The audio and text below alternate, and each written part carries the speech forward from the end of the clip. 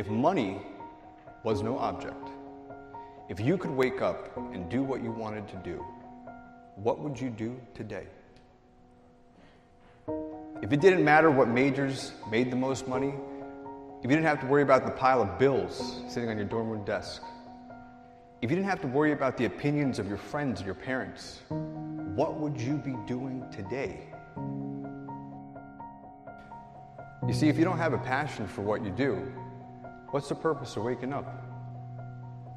If you wait on your alarm clocks to wake you up every day, what's the purpose? Would you get up?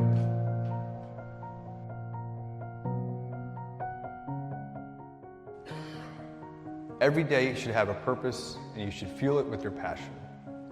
A lot of you are probably facing a similar decision. Where do you go from here? Graduate college? What's the next step, right? I'm sure you have certain opportunities, most opportunities that a lot of people don't have. But what direction do you go in? The choices you make today, tomorrow, they might affect you for the next year, 5 years, 10 years, or for the rest of your life. There's one exception to this rule. You have to love what you do. You have to have a passion for anything that is a 9 or above. Because the time that's required to make that effectively and efficiently, to make the amount of revenue that's going to keep you content, may be the next 10, 15, 20, 30 years of your life. So if you're not willing to give 30 years to become a doctor, then don't do it. Because if you don't have a passion for it, you're going to wake up one day and find out that you're just working a job.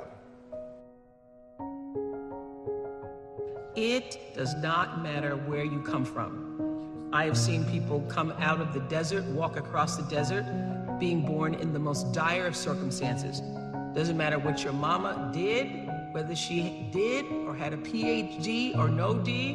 What matters is now, this moment, and your willingness to see this moment for what it is, accept it, forgive the past, take responsibility, and move forward. And if you're sitting around waiting on somebody to save you, to fix you, to even help you, you are wasting your time, because only you have the power to take responsibility to move your life forward. And the sooner you get that, the sooner your life gets into gear. Then you'll really be living a limitless life. You'll be able to do the things that are important. And as Elon Musk said, if something is important enough, you should try, even if the probable outcome is failure. And that's where most people stop. And this is the one that drives me crazy. And this is the thing about really trying to do something with your life.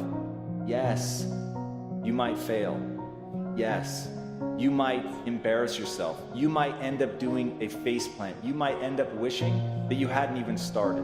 But if it's important enough, even in that moment, you've got to get back up and ask yourself, honestly, where did I fail? What was the skill that I didn't have that was required of this task? And once you stop beating yourself up, once you stop turning inward with a judgment of I'm not good enough, and you start turning inward with the judgment of I don't have good enough skills yet, then you can do something, because you know it's only a matter of time, effort, and focus between who you are today and who you need to become to actually do that thing. So don't worry about whether or not you're going to fail, because the only promise that I can make you is that you will fail.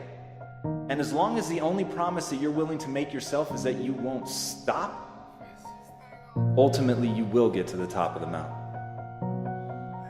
In order to build a business, in order to be the best parent, the best spouse, to do all those things that you know you want to do with your life, with your work, with your dreams, you're going to have to do things that are difficult, uncertain, or scary.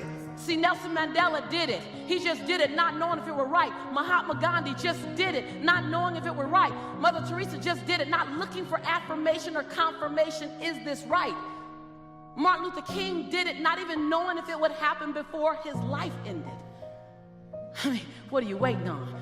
Are you willing to do it afraid?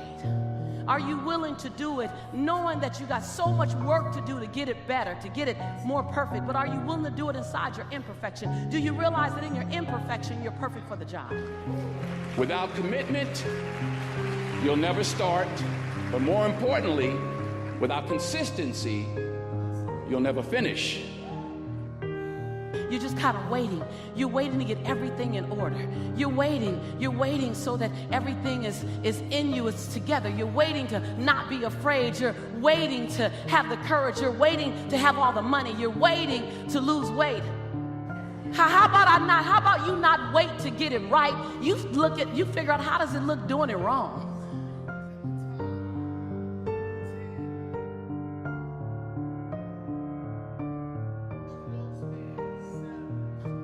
You got to be willing to do it afraid. See, you might be waiting for the fear to stop. I'm afraid, what do? Do it anyway. I'm afraid I don't quite know if I should move. Move anyway. I don't know if I should leap.